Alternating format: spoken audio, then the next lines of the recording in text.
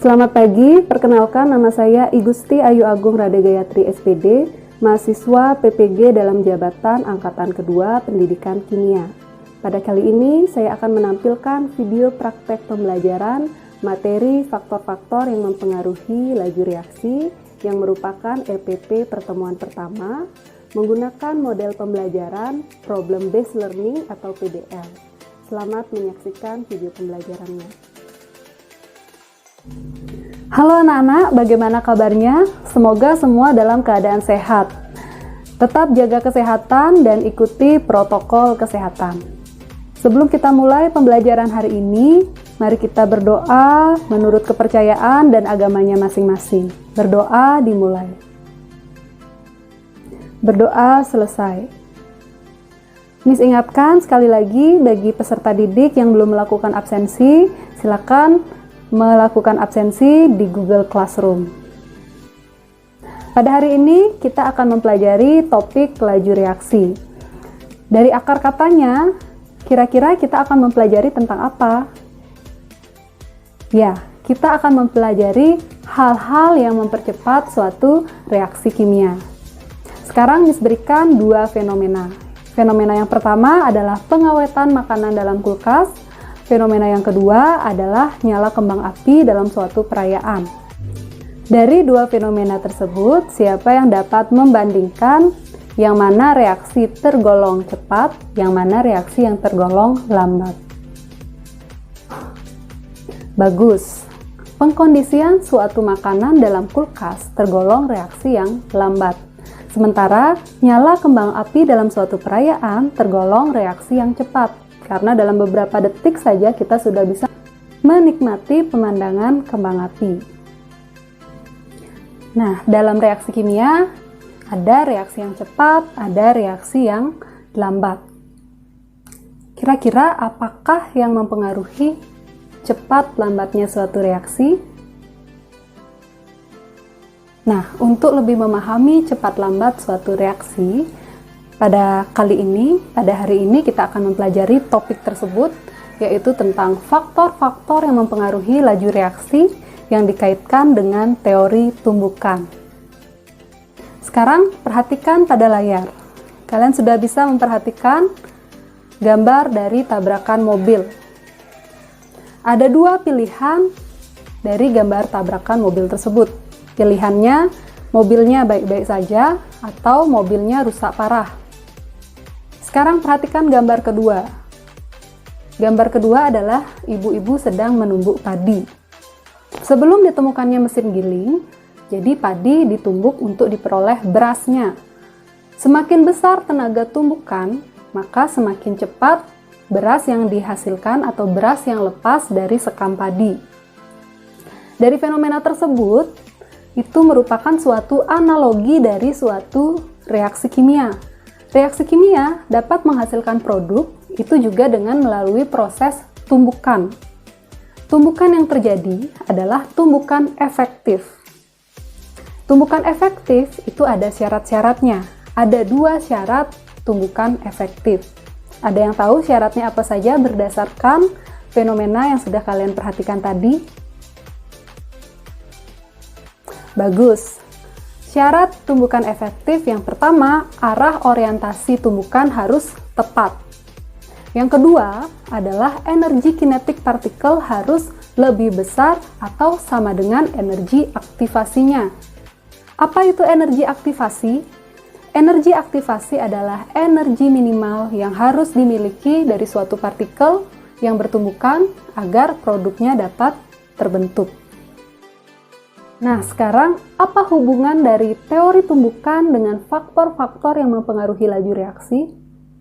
Tentunya seperti yang Miss jelaskan tadi, tumbukan adalah syarat agar produk terbentuk.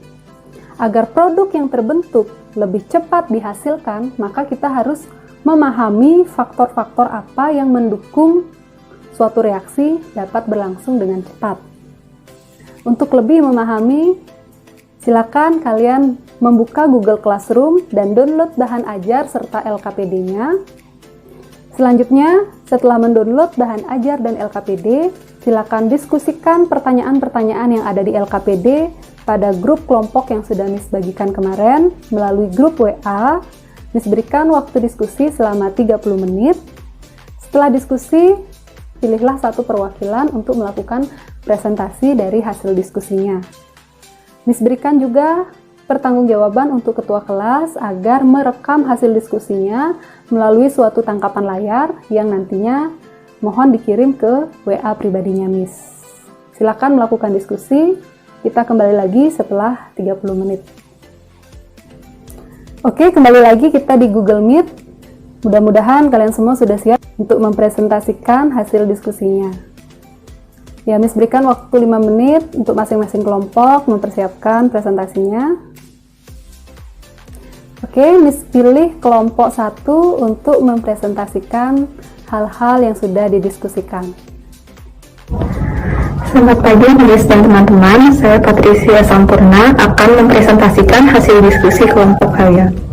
Berdasarkan hasil diskusi fenomena penambahan kaporit ke kolam renang yang menghubungkan dengan teori laju reaksi adalah dengan memperhatikan jumlah kaporitnya. Semakin besar konsentrasi kaporit, maka jumlah partikel kaporit semakin banyak. Semakin banyak jumlah partikel kaporit, frekuensi tumbukan efektif semakin meningkat, sehingga kolam menjadi lebih cepat jernih. Terima kasih. Ya, bagus. Dari kelompok lain, apakah ada pertanyaan, tanggapan, atau saran untuk kelompok 1? Silakan, kelompok 2. Kelompok 1, apakah bisa memberikan contoh dalam kehidupan sehari-hari terkait dengan pengaruh konsentrasi terhadap laju reaksi ini? Ya, kelompok 1 apa sudah bisa menjawab pertanyaan dari kelompok 2? Berdasarkan diskusi kelompok kami, adapun contoh lain pengaruh konsentrasi terhadap laju reaksi dapat dilihat dari pasien rumah sakit yang menggunakan tabung oksigen. Jadi di sini tentunya konsentrasi oksigen dari tabung itu akan lebih besar daripada udara sekitar, sehingga hal ini akan mempercepat reaksi pernapasan pasien. Seperti itu, terima kasih. Kesimpulan pembelajaran hari ini mengenai faktor-faktor yang mempengaruhi laju reaksi yang berkaitan dengan teori tumbukan, yaitu teori efektif merupakan suatu syarat terjadi suatu reaksi. Dalam laju reaksi, ada 4 faktor yang harus diperhatikan dalam meningkatkan frekuensi efektif, yaitu dengan 1. Meningkatkan konsentrasi, 2. Memperbesar luas permukaan, 3. Meningkatkan suhu, dan 4. Menambahkan katalis. Ya, tepat sekali yang sudah disimpulkan oleh kelompok 1 mengenai faktor-faktor yang mempengaruhi laju reaksi.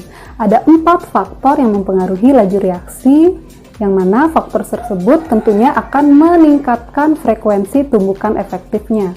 Untuk meningkatkan frekuensi tumbukan efektif, maka 4 faktor dari laju reaksi itu yang harus kita kondisikan adalah: pertama, meningkatkan konsentrasi reaktan. Yang kedua, memperbesar luas permukaan.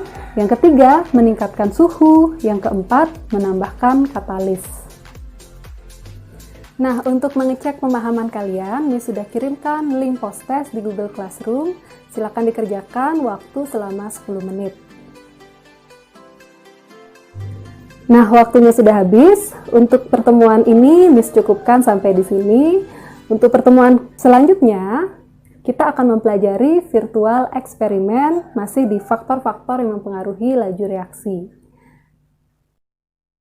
Mari kita akhiri pertemuan ini dengan berdoa. Selesai. Sampai jumpa, jaga kesehatan, dan tetap semangat. Dadah!